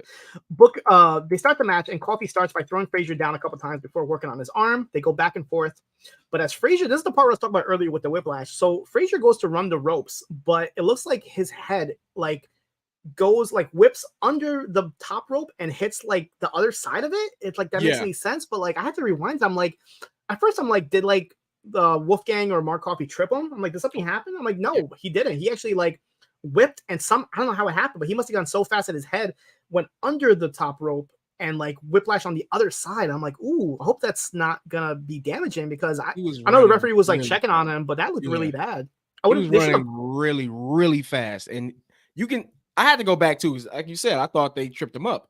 Yeah, but no, he was just running so fast that his head went under the top rope, and he clotheslined himself. Basically, he basically gave himself a stun gun. Yeah, and we've seen things like this happen. I know it happened to Enzo Amore that one time on Raw or something. That was very scary, and they had to stop the match and everything. And I'm sure it's happened before in wrestling. Sometimes it's some bad things can come out of it. So I was hoping that like they're going to stop the match, but maybe they checked on him during commercial or whatnot. But the referee was definitely like asking if he's okay, and they did continue the match after this. Coffey takes control of this as Frazer comes right back with some kicks and takes Coffey down. Coffey hits a couple suplexes for a 2 count, but Frazer comes right back and drops Coffey off the apron as they go to commercial. When we come back, they're trading punches until Frazer hits a spinning neck breaker for a 2 count. Frazer dodges as Coffey falls to the outside, where Frazer meets him with a dive. Frazer sends Coffey back inside and hits a springboard frog splash to get a 2 count. They head to the top rope. Frazer lands on his feet and hits a super kick, goes back to the top, goes for the Phoenix Splash, but Coffey gets out of the way and hits him with best for the bells for the pin at 10 minutes and 12 seconds. As Booker says, best for the bells. He rocked those bells, and he kept saying rock those bells. So I feel like that's something he's definitely gonna try to like make part of his thing here. But yeah, Joe Coffey here getting his first point here, and yeah, hopefully Frazer is okay out of this. They didn't say anything, so I'm guessing he'll be all right out of this. But yeah, Joe Coffey getting the first point here in this match. But yeah, anything you want to speak about this match for? Nah, I mean, match is pretty basic. Frazer is super fast. Like even before he got choked up on the ropes, he's super duper fast, dude. And I understand how he can lose himself in speed and get choked on the ropes, because he's a really, really quick mover. He's like Ricochet out there. Absolutely. We go backstage where we have a Chase U segment, and Andre Chase notices that Thea Hale isn't there in the front row in her seat and asks Duke Hudson where she is. He wonders if she skipped class today, and Duke says no, she wouldn't do that. She's probably just running late. And then Chase starts talking about how Duke is in the Global Heritage Invitational and says, "Oh, Chase, I didn't know you were from Australia." And Duke is like, "What gave it away? What do you think?" And he's like, "I thought you were from New Zealand." So I'm sure Dickie Bird is probably not happy to hear that comparison. Chase starts talking about all the invitational rules here, and this just confuses Duke. Duke is like, "I didn't know that this had so many rules." So he's like, Duke is just like writing down all the notes here, trying to like figure out like how to win this tournament. The bell rings here, and the class is over, and Thea walks in right then and there. And Chase says, "What happened? You missed the whole class. The class is over." And Thea has like a little attitude now. She's like, "Oh, is that a crime here?"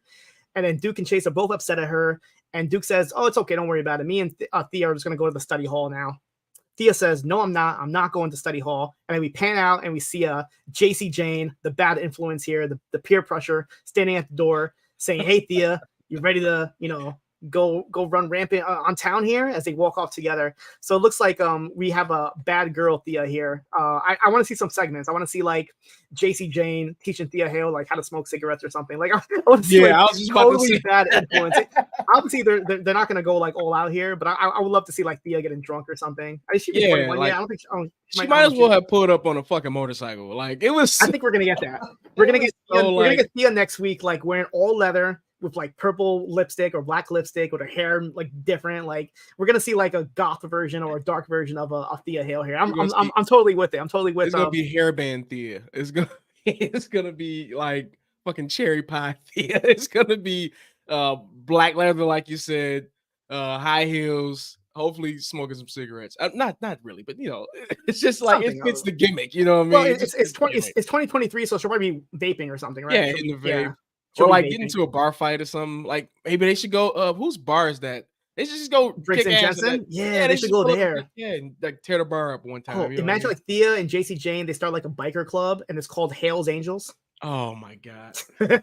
Why do we gotta keep booking this show, Siino? Every week we're booking NXT. Every week. All right, Triple H, he listens to this, so he takes some of our ideas here. No, Michaels is definitely listening to this. He's definitely Once he figures out how to learn his work his phone, he's listening. He definitely doesn't know how to use a computer, so maybe he knows how to use a phone at least. Exactly. We have another video from NXT Anonymous. This shows Miles Bourne is cleaning up at the Performance Center because he does like little chores for Charlie Dempsey and Drew Gulak here. As he's cleaning here, Alan Henley walks in and says, "Hey, I have something for you that you might be interested in." And says, "Hey, aren't you tired of being treated like dirt here?" And Bourne says he's just paying his dues here. Fallon says that Jensen and Briggs are looking for a third partner to team up against Drew Gulak, Charlie Dempsey, and Damon Kemp. And then Bourne seems a little interested here and says, does this mean I get to have a match on NXT? That could be awesome. And it looks like he agrees to this. So I don't know, Bourne. NXT Anonymous airs every Tuesday on NXT. I think Gulak and Dempsey might see this and get a little upset at him. What do you think about this? Yeah, of course they'll see it. I got in my notes the NXT Anonymous take advantage of the perfect lighting and great audio from the soundstage of NXT because that came across really, really clear. But no, dude, yeah, if they just watch this show, they're gonna know what's going on. So I don't know. NXT Anonymous is kind of QT TV-ish for me. I don't know. Yeah, I feel like we're never gonna find out who's behind it, right? Like at first we thought it was like the person attacking people in the parking lot and Stevie Turner, but we never found out who it was. It's just gonna be like this thing. Miles Bourne, I don't know if you got to see him in action yet, but he's been on Level Up for the past like year or so. And he's been really good, and I'm not sure if you noticed, but he's like actually deaf. That's why he speaks in that way. If you ever notice his speech pattern, he actually is like the first ever like deaf wrestler in WWE, if I'm not mistaken here. Really? But he can go, man. He's a definitely great wrestler. He reminds me of like a very young Randy Orton, the way his like he moves around the ring. So I'm definitely looking forward to him getting a little bit of a push coming out of this match. But yeah, I feel like I have a feeling that they're gonna find out about this and they're gonna take out poor Bourne here. They're gonna be like, how could you agree to team up with our enemies here? And I feel like he's going to be he's kind of like Cinderella. He has to like stay home and like clean up while everybody else like parties. While Gulak and Dempsey and Kemp were at the ring with the Heritage match. Poor Bourne was back sweeping up the ring. So yeah, I don't see this going good for Bourne unless he just totally like swears them off and leaves them and joins with the Bar Boys here in Jensen and Briggs. That'd be nice. Speaking of another social media thing here, we have an Instagram video. This one's from Wesley. It looks like he's like in the middle of a desert or something. And he says he's out here clearing his mind. He says he's not done with Carmelo Hayes and he will keep on fighting and he'll keep fighting for the next opportunity to run it back. And the NXT championship is coming to the West Side. So it looks like we're not totally done with Hayes and Wesley here. So it looks like we might be getting some sort of other match here. Would you like, what do you think we're getting here? Some sort of like multi-man match with Dragunov or some sort of stipulation match? I don't know. With the clean finish, I don't think West deserves another rematch right now. At least right now, because he beat him clean. Well, the ending segment, and we'll get to that later, was Carmelo Hayes watching the Wesley segment before he goes to Shawn Michaels' office. So Carmelo, it's like he's obviously concerned with Dragunov, but Dragunov is kind of busy with Noam Dar right now. Right. So I'm not sure exactly what they're going to be doing here. Maybe it could lead to some sort of four-way match between Dar, Dragunov, Wes, and Hayes, possibly. But it wouldn't happen in No Mercy because Dar is defending his Heritage Cup. So it's got to be on one of these upcoming shows. Or I'm not sure. There's a lot of definitely moving parts here. But I see Wes definitely trying to get some sort of a rematch for Carmelo. I mean, I don't have a problem with it. At least the champion is active. He's got people already in the pike that he can face right after another. So absolutely. We go backstage where Mackenzie Mitchell is with Tyler Bate and asks about his competitors in his Group A.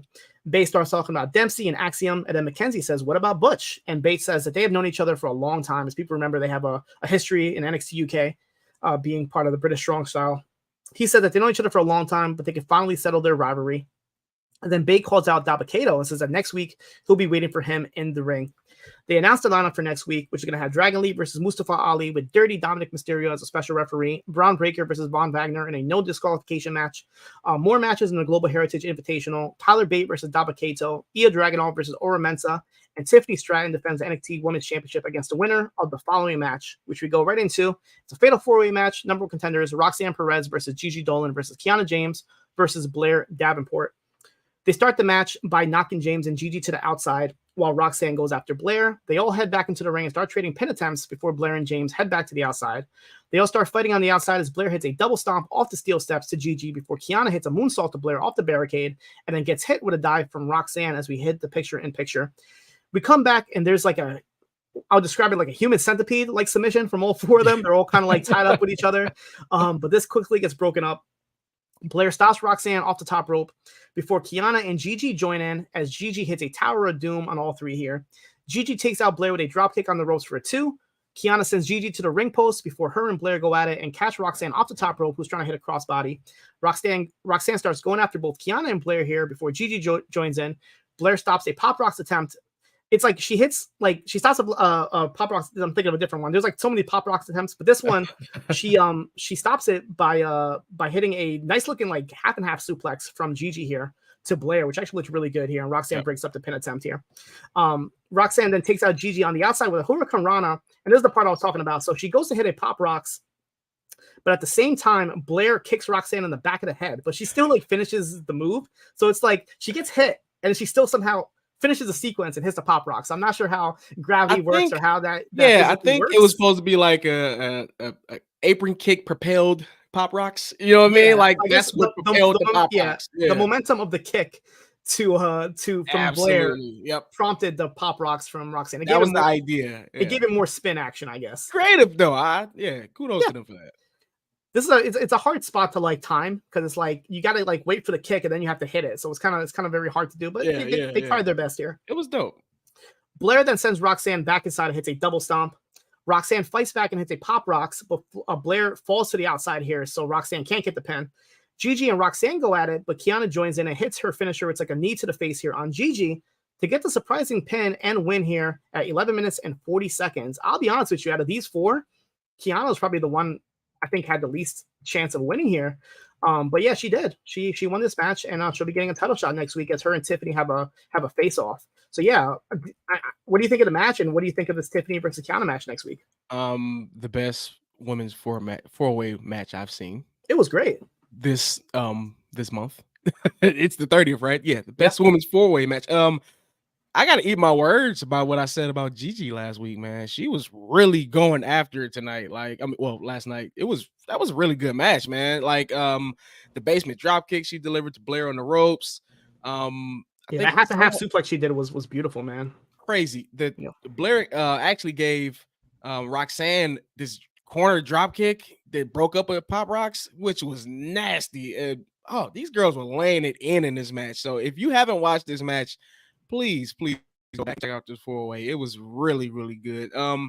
What does JC call it? What is she calling her finish with the knee to the face? Because it's kind of like eat the feet, but it's like a shorter version of it. Yeah, she has another move that she calls like the 401k, right? It's not the 401k. This is something else. So it's got to be some sort of like, it's got to be some sort of like business like name, right? It's got to be like the Wall Street stock like drop or something. I don't know. Gigi sold it like a stunner and it looked amazing. So yeah, I gotta eat my words. I'm sorry, Gigi. I'm sorry. I take all that shit back. You looked great last night. I think all 40s women look good, but like I said, I didn't expect Kiana to win, especially so Tiffany's been like on the main roster a couple times recently. Like she was at the pay-per-view, and then she was just on Raw. She was just on Raw, I think, during like the main event Monday between Zoe and Becky Lynch. So she was in the crowd watching on. So when I started this match, I'm like, okay, whoever's going to win this match is probably going to take the title off of her because I don't see Tiffany staying here for much longer. But the match is next week, right? Yeah, the match is next week. So obviously I don't see a title change with Kiana. You never know. Things could happen. But I see if Tiffany does win here, whoever she faces at No Mercy, that possibly be her last match in NXT because I feel like they definitely want to call her up. I just don't know who she's going to be facing because it would be kind of weird to have her face off against somebody who just lost in this four-way match. So it'd be somebody else coming in maybe to take the title off of her. But I think her days are definitely numbered as an NXT Women's Champion here. But yeah, Kiana versus Tiffany. It's like two heels here in a way, unless they like are trying to slowly turn Tiffany babyface in a way. But yeah, definitely a weird matchup for next week. But I'm definitely intrigued to see these two wrestle, especially after seeing Kiana in this match. But yeah, what do you think of like Tiffany and her future as a women's champion? Like you said, I think her days are numbered as a women's champion and in NXT in general. She has it to be on the main roster. She's not an NXT talent. She is a main roster talent. Plus, we were talking about the pairing of her and Trish Stratus last week. It looks like we could be getting that. It looks like that's where the road we're going down. And I'm not mad at that at all because Trish Stratus like mentoring this young heel Tiffany Stratton. Come on, man. Stratton faction. Come on, man. It writes itself. I like that. Yeah, I didn't think about that. That's actually perfect right there. Yeah. But yeah, I think she's gonna lose that belt probably No Mercy and then go up to the main roster where she belongs. I think so. Who would you have her drop the title to? Like I'm trying to think. Like Cora Jade, I think is like on her way back, so she's somebody who could be like if Tiffany Stratton is like a baby face. Let's just say out of this match with Kiana James, she's like full-fledged baby face. Then I could see like Cora Jade making a return and taking the title off of her at No Mercy. That's the only person I can really see. everybody else is injured. You know, you got, I don't know, Nikita Lyons is still injured. You have Sol Ruka still injured. So a lot of people in the system here that are out with an injury. So I can't see anybody currently taking the title, but if Cora Jade comes back, I can see her getting the title and then going right back into the Cora Roxanne feud as they finish up the year in NXT. But, I mean, we're in good hands though. Given that match we just watched, that 4-way, we're in good hands. Either way, any one of those women you want to put the belt on, I'm happy with that, because if they go keep putting on performances like that, come on with it. One little note here, because I like to look at the results of Level Up before I start NXT, and I saw there was a name that I didn't recognize that actually got a win on Level Up, and his name is Riley Osborne. I'm like, who's Riley Osborne? I never even heard of him before. So, and he got a win. I'm like, this guy debuting, getting a win, which is very rare to happen, especially on Level Up. So I looked him up, and he actually used to wrestle on NXT UK a couple years ago, like before the pandemic, going by Josh Morrell. I think he was by Josh Terry is his actual like wrestling name. Okay. And like I went through his social media, and number one, I found out that he's dating Blair Davenport because he has thousands of pictures with Blair Davenport. So shout out to that. But then it looks like he's actually like in NXT now, because he said he was like moving to Florida. He's like getting ready and this and that. And obviously they're pushing him with his first match here. But it's weird because he was like an enhancement talent in NXT UK. He wasn't really used too often. But it looks like they're definitely putting a push on him. He's only 25 years old. So I'm like, okay, this is somebody they're bringing in here to definitely like push here with like a new name that nobody really knows. So that's kind of a cool thing to see in NXT. So shout out to Riley Osborne. I think he has a bright future, and you can see his first match on Level Up this Friday. But the cops are outside looking for me. So as the show itself, as it ends, we as you spoke about earlier, we have Carmelo Hayes. He's like looking at his phone, and he's looking at the Wesley video from earlier on, and he goes to the Shawn Michaels locker room. We don't see Shawn at all. It's like off screen. We hear Carmelo say, we need to talk about something, and then the show ends right then and there. So obviously Carmelo is not too happy about this Wesley video here. So yeah, we kind of spoke about it earlier, but yeah, some sort of combination between Dragunov and Wesley, possibly Noam Dar. Maybe Trick Williams gets involved and wants to, get a match or so. But overall, I think it was a pretty good episode. It was like bookended by two very strong matches here, with the steel cage match as well as the 4-way women's match. You had the pretty short matches in the Invitational, but I think they definitely showed you what kind of styles, a very fast moving tournament we're going to have here, with a lot of points being thrown out. But I think it was a pretty strong episode of NXT. What did you think? Oh yeah, really strong episode of NXT. We got lucky, Siino. It looks like maybe our duties might be over with NXT this week, and we got lucky. We got two good shows back to back, and Braden and Davie can have it now. We're done with it. They can pretty much take it from here. I think we went on a high note. I think we might be back for one more week, if not mistaken. We're booked again? Yeah, I'm pretty sure we're booked again, because last I heard, Braden made his way back over to Toronto, but I think Davie's still stuck in Europe somewhere, maybe in Barcelona, if I'm not mistaken. So I think because of that, Braden might still be taking some time off, some well-deserved time off. He needs to rest after all this Euro trip. Yeah. So pretty sure, not 100% confirmed, but if the powers that be want us to fill in for one more week, we will be here, which I'm actually excited about, because we went over the card earlier, and next week has a really strong card here. I think I want to see those Heritage Cup matches. I'm really excited for this tournament, though, man. It's something that WWE hasn't been able to really do well in the past, like a nice round robin tournament. They haven't done one in a while, or they haven't done one at all that I know of. No, I've never. Yeah, I can't remember any time WWE round. I'm sure they have in the past, but not recently for sure. But yeah, I'm definitely looking forward to that next week. I'm looking forward to come Tuesday. I'm looking forward to Von Wagner and Braun. No DQ match. We have Dirty Dominic is going to be Dirty Dominic is going to be the referee, so I'm definitely looking forward to that. So it should be good next week for sure.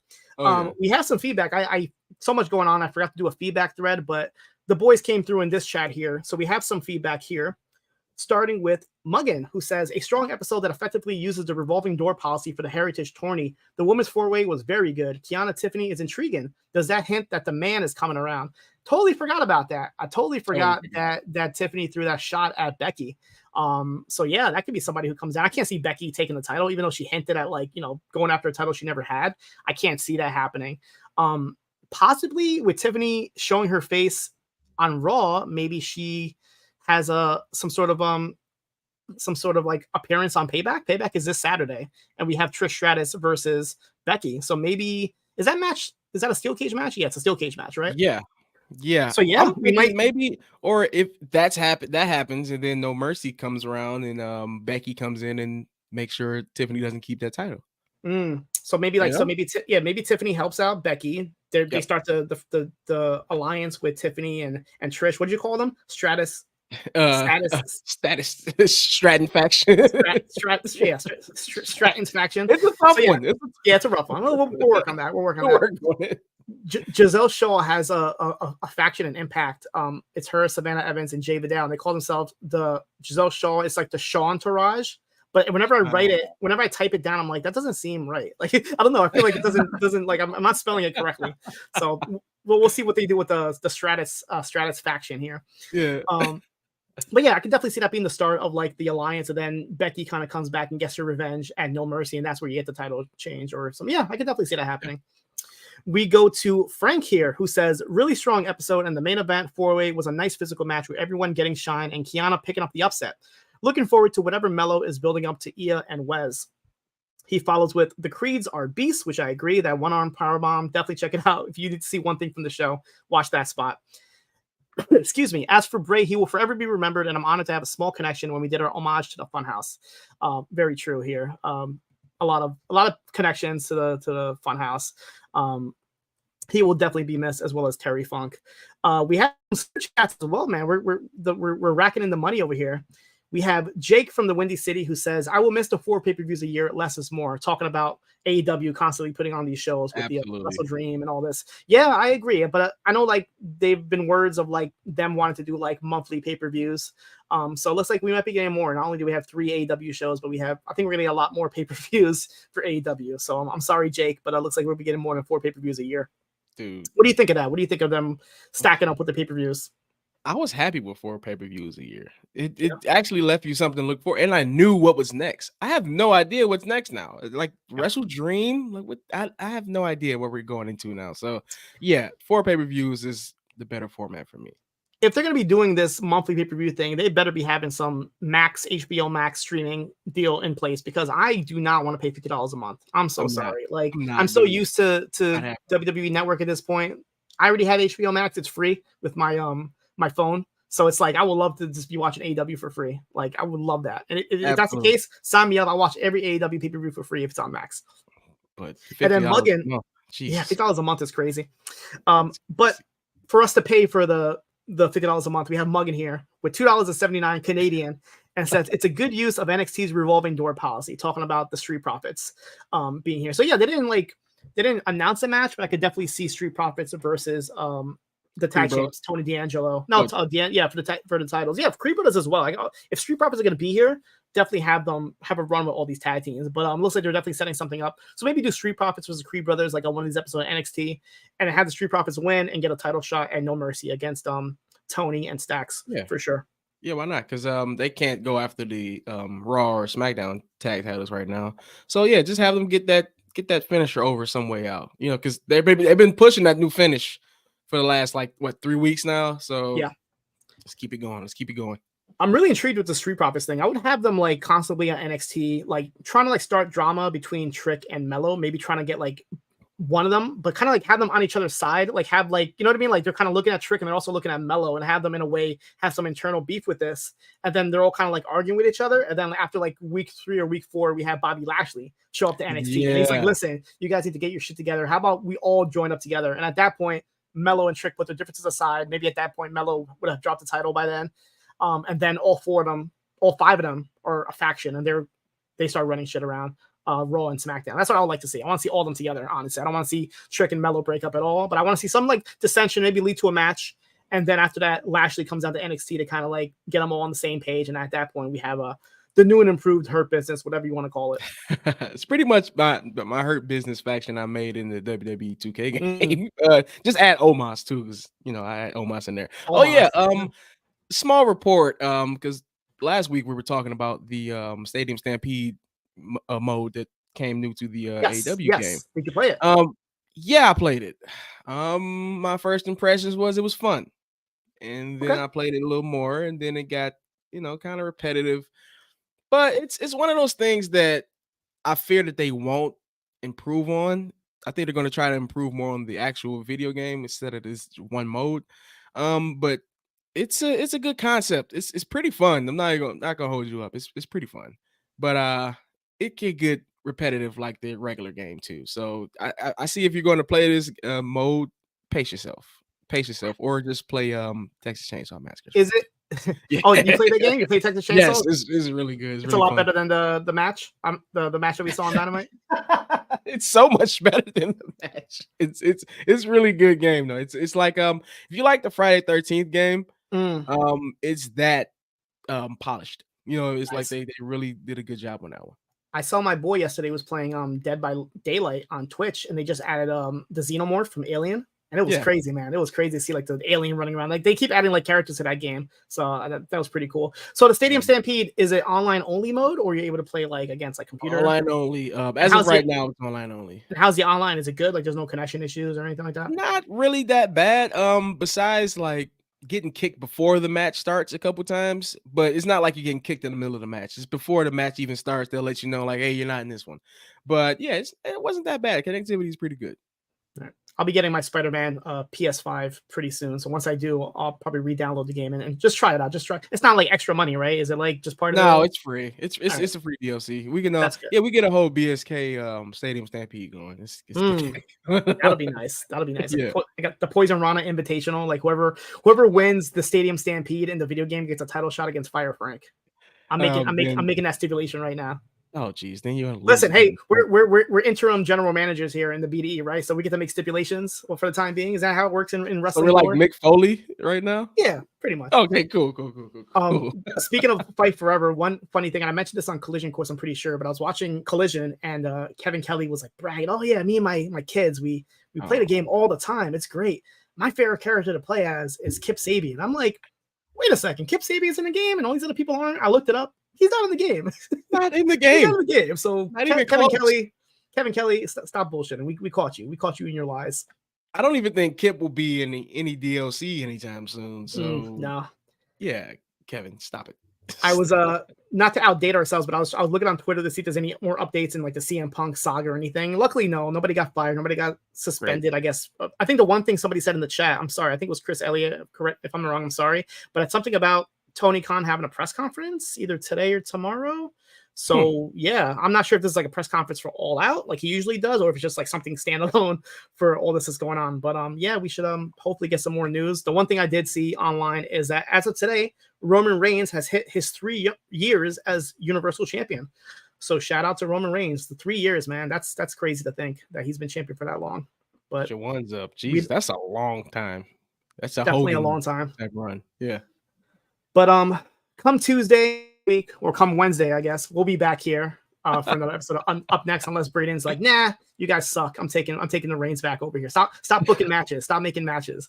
But yeah, plug away there. Be anything you want to plug before we head off here?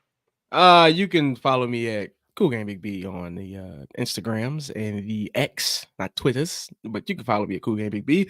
The Brian Tannehill on Facebook, and I have a small podcast called Detroit Players Podcast, which is on any platform that you want to listen to podcasts on. I think about 80-some episodes. We'll be back soon with some more things. It's not a what they say, not a minivan type of show. Not a show you listen to with your children. So yeah. So you're saying that Sue, Trent's mom, Sue, can't listen to this? Absolutely. I don't know, man. I don't know. Sue's kind of hardcore, man. Sue's hardcore. I want to see what was in those cookies that she made. I think she had some special cookies, if you know what I'm talking about. I mean, if Moxley ate a couple, I'm pretty sure. You see Moxley in that music video? Yes, I'm pretty sure. He had a couple cookies. He had a couple cookies. Yeah, he had a couple cookies. But yeah, you can follow me at Cool and Big B on everything, man. My links to everything are on those socials. And you can catch me, Siino Evil, CNOEBIL on X, on Instagram, on Facebook. Follow Poisonrana.ca for all the links to all that stuff. The boys will be back soon. Don't worry. I know you missed them all. They'll be back in one piece. Well, Braden's back in one piece. Davie, we'll see. Follow postwrestling.com as well. I have a written report tonight for Dynamite. I have no idea what's on the show besides Adam Cole talking and Orange Cassidy defending the title. So hopefully there'll be some more matches. New episode of Shot in the Dark tomorrow. I promise I will have an episode tomorrow. And Saturday on Collision Course, myself and Kate will talk about the go home show for All Out. So we do it all over again. Hopefully this time there'll be less drama. If there's some suspensions and some people not being there, I can see possibly a better All Out than last year. Tony Khan, if you listen to this, get your shit together. That is it for me. That is it for B-Detroit here. And that is it for Up Next. What Up Next? We'll see you guys next week. Take care. Peace.